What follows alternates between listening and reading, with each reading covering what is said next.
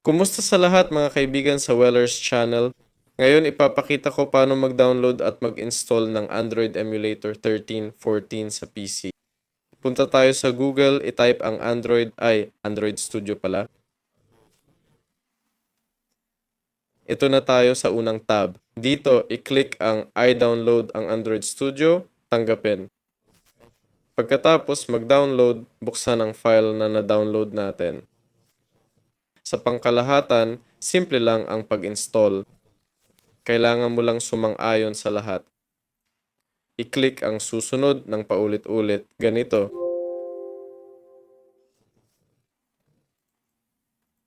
I-click ang susunod at i-install.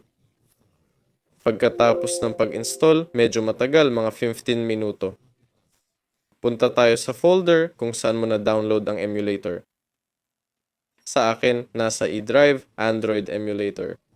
Punta sa bin folder at patakbuhin ang Studio 64 file. Pwede rin gumawa ng shortcut para di na pumunta dito palagi. I-click ang ipadala sa desktop. Ayun, nagawa na ang shortcut dito. Sige, patakbuhin natin ang programa. Tapos, i-click ang higit pang action, virtual machine.